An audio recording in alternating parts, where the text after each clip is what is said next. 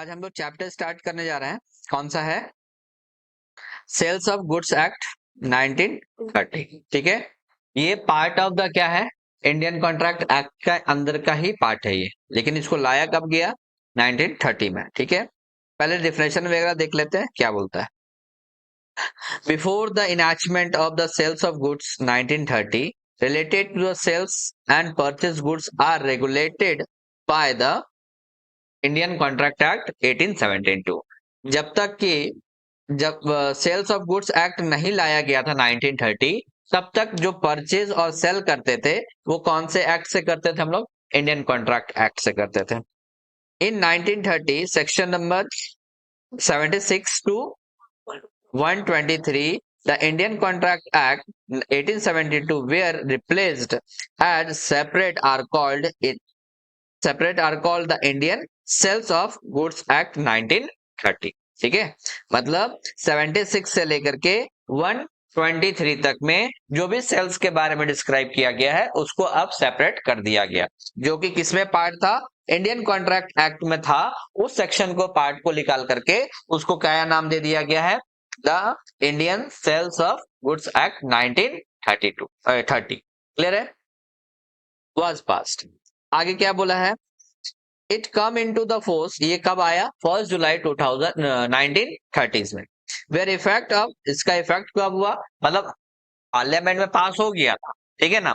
Implement कब हुआ? मतलब इसको लागू कब किया गया था? लागू किया गया है 22 सितंबर 1963 में। देख लीजिए कब है बाबू, आया कब और लागू कब किया? 63। कितना साल बाद? 35 साल बाद, लगभग 33 इयर्स के बाद में ये इम्प्लीमेंट किया। उसके बाद क्या किया? देखो, the word Indian was also remove. 3 साल के बाद में इसको क्या कर दिया? जो इंडियन वर्ड था उसको हटा दिया गया। Now is replace present act of the sales goods act 1930 कर दिया गया, इंडियन हटा करके। This act extended to be whole of India. Whole of India मतलब पहले एक्सेप्ट लिखता था, एक्सेप्ट जम्मू एंड कश्मीर था, लेकिन अब क्या हो गया है? पूरा जम्मू एंड कश्मीर को भी इंक्लूड कर दिया गया। क्लियर हो गया? ठीक है, आगे चलते हैं।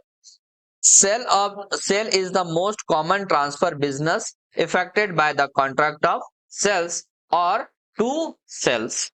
This is only transfer of the business which non-reversionary, which means that good will be never transferred to seller। ठीक है, मतलब सेलर को दोबारा ट्रांसफर नहीं करेंगे। Is called absolute transfer. Absolute transfer का मतलब फाइनली अब ट्रांसफर हो चुका था।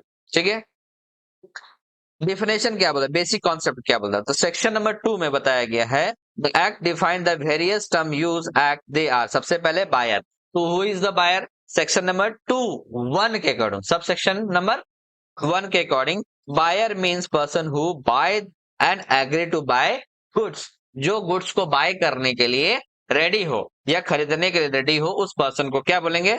बायर। सेलर किसको बोलेंगे? सेक्शन नंबर 2 सब सेक्शन नंबर 13 के according seller means person who sell और एग्री टू सेल गुड्स।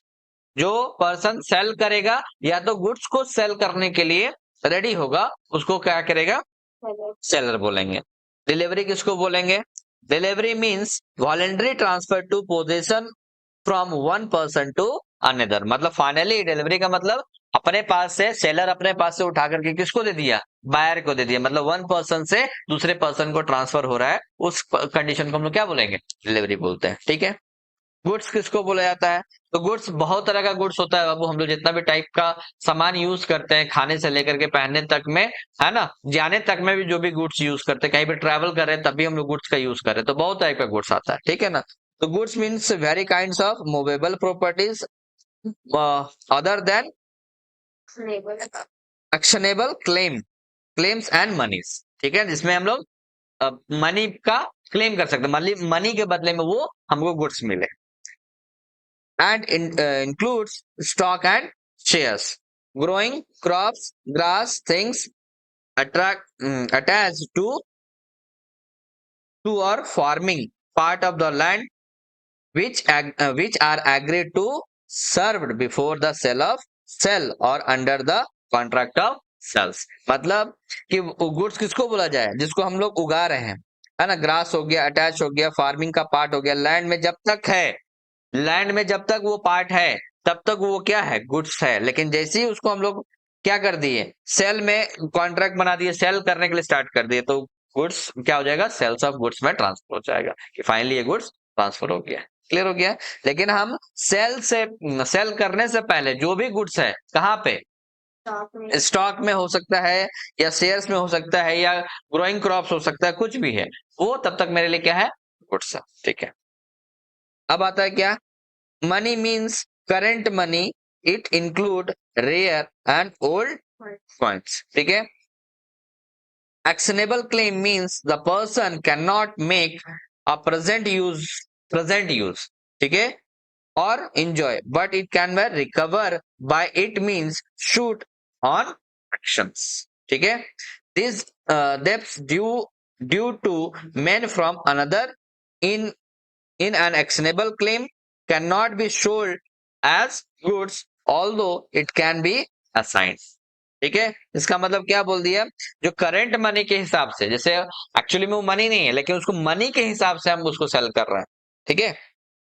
और उसको बाद में हम इसलिए नहीं कर रहे हैं क्योंकि वो प्रेजेंट में यूज नहीं है, लेकिन बाद में हम उसको क्या कर रहे हैं, recovery at means of suit for action, उसको बाद में हम एक्शन में लेकर के आए। जैसे हम घर में चावल लेकर के आते हैं, 25 केजी चावल लेकर के, तो एक दिन में 25 केजी नहीं बन जाता है, उसको हम लोग धीरे धीरे धीरे धीरे धीरे करके क्या करते हैं, यूज करते हैं। तो वही बोलता है recovery and means by suit for an action, जैसा जैसा उसका एक्शन आता जाएगा उस गुड्स का क्या होता जाएगा, यूज होता जाएगा, ठीक है। Number 5, point number 5, document of title of goods, ठीक है। देखते हैं, it include bill of loading, जब हम गुड्स को लोड करवाएं तो उसका बिल चाहिए। डॉक वारंट, डॉक में डॉक कौन सा, चार्जेस देता है, हाँ वो वाला में। वेयर हाउस कीपर्स, ठीक है। Certificate, where finger certificate, railway, ये सब क्या देगा, रेलवे रिसिप्ट देगा। Warrant, warrant order of delivery of goods, any other document used in the ordinary course of business as proof and the position control of goods। Position का मतलब क्या बताया, जिसको हम लोग ट्रांसफर कर रहे होंगे, ठीक है ना, और उस गुड्स को कंट्रोल किया जा सके, उसी को क्या बोल दिए, document of title. Document of title of goods मतलब जो जो गुड्स में भेजने के लिए, जहां से अगर ले रहे हैं, उठा रहे हैं, लोडिंग कर रहे हैं, या कहीं अनलोडिंग कर रहे हैं, या डॉक में दे रहे हैं, कहीं पे भी अगर किसी टाइप का अगर हम ट्रांसफर कर रहे हैं, तो उसमें जो डॉक्यूमेंट लगने वाला है उसको लिए हम लोग क्या बोलेंगे, document of title of goods बोले। सेक्शन नंबर कितने के अकॉर्डिंग, 2, 4 के अकॉर्डिंग।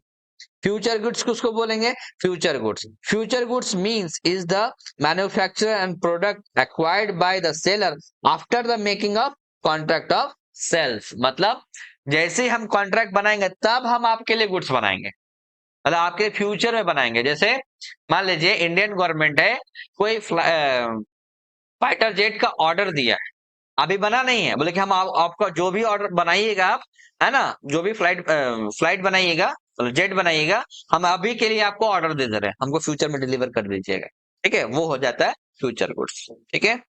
प्राइस किसको बोलते हैं, price mean the money consider as a sales of goods. जब हम कोई गुड्स को सेल करते हैं, बदले में हमको क्या मिलता है, पैसा मिलता है। कंसिडरेशन मतलब समथिंग इन रिटर्न, वही हो गया।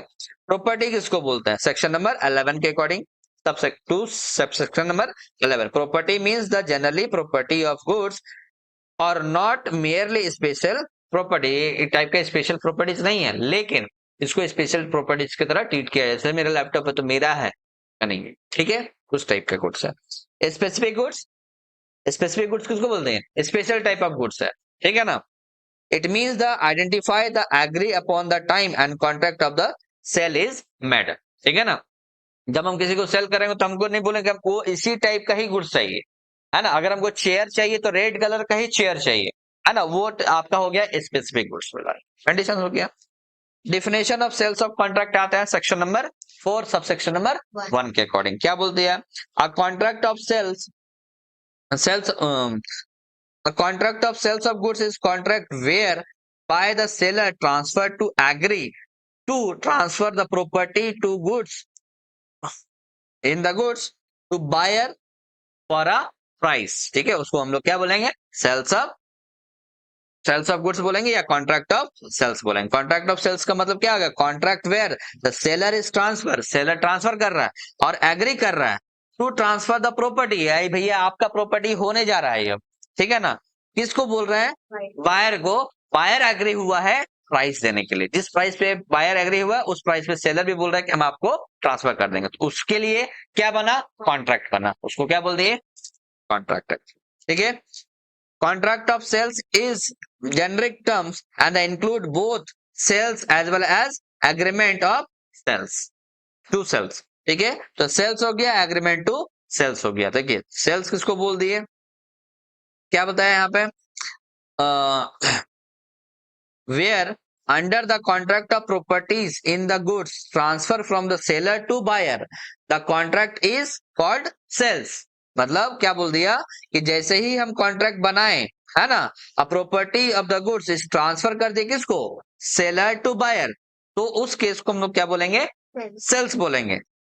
लेकिन सेल्स ऑफ गुड्स के इसमें क्या बोलेंगे? सेल्स ऑफ गुड्स का बोलेंगे where the property of the goods legal ownership is transfer to the buyer and the same some future dates. मतलब पूरा फ्यूचर बाद में आपको क्या करेंगे? ऑनरशिप आपको ट्रांसफर करेंगे। जैसे आप मोबाइल लिए हैं ऑनर इसमें ईएमआई पे, आप अभी मालिक नहीं हुए, जब तक आप उस मोबाइल का ईएमआई क्लियर नहीं करिएगा तब तक आपको ऑनरशिप नहीं मिलेगा। इन केस बाइक में भी सेम केस होता है और कार में भी होता है, लॉरी में भी होता है, ट्रक्स वगैरह में भी होता है। जब तक आप ईएमआई पे खरीदे हुए हैं तो वो सारा चीज किस पे चल रहा है? फ्यूचर बोले सेल्स ऑफ गुड्स एक्ट में चल रहा है वो, ठीक है ना। जैसे ही आपको ऑनरशिप मिल गया आप उसका क्या हो गए? ऑनर हो गया, मालिक हो गया। ठीक है, तो यहाँ पे फुलफिल में द सर्टेन कंडीशन, अब सर्टेन कंडीशन को फुलफिल करे the contract of sale is called agreement to sales. ठीक है ना। सेल करने से पहले हम क्या करवाएं? एग्रीमेंट बनाएं कि भैया आपको इतना इतना ईएमआई देना पड़ेगा, और अभी आप मालिक नहीं है। क्यों नहीं मालिक है? क्योंकि हम आपको उधार में अभी सेल किए हैं। जब तक आप उधारी सेल क्या क्लियर नहीं करिएगा तब तक आपको लीगल ऑनरशिप नहीं मिलेगा। क्लियर हो गया? ठीक है, आगे देखते हैं। Agreement to sale is called the conditional sale. मतलब जैसे हम लोग एग्रीमेंट कर दिए तो क्या हो जाएगा? कंडीशन लग जाएगा। हाँ, तो एग्रीमेंट का मतलब ही क्या होता है? कंडीशन। इस कंडीशन के साथ में मेरा क्या हुआ है?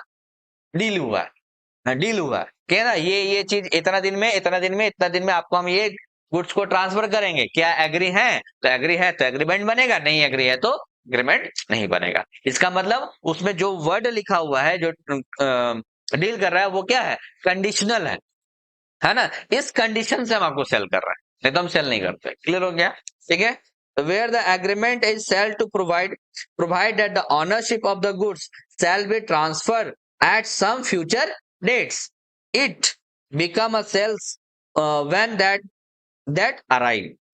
if the ownership is transferred to the fulfillment the some condition, ownership के लिए आपको सारा कंडीशन को फुलफिल कर देते हैं, then agreement to sell become a sales and those condition are fulfilled। वो उस कंडीशन को हम लोग फुलफिल कर दिए तो वो हो गया तुम्हारा सेल्स ऑफ गुड्स के अकॉर्डिंग आ जाएगा।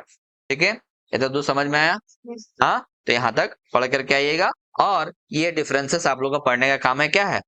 सेल और एग्रीमेंट ऑफ सेल। सेल अलग चीज था, एग्रीमेंट क्या हो गया? कंडीशन के अकॉर्डिंग होगा। सेल्स में क्या होता है? कोई कंडीशंस नहीं होता है। क्लियर हो गया? यहाँ तक आप लोग पढ़ करके आइए। देखिए कहाँ तक पॉइंट है, यहाँ तक है ना। यहाँ तक पढ़ करके आएगा और इसमें जीएसटी का पार्ट भी है, तो कल हम इसको रीडिंग भी करेंगे तो इसको आगे बताएंगे भी। ठीक है, यहाँ तक रीडिंग करके आगे एक्स्ट्रा पढ़ने की जरूरत नहीं है आपको। ठीक है, जहां से पढ़ाए हैं शुरुआत करिए, यहाँ तक पढ़ करके आइएगा। क्लियर?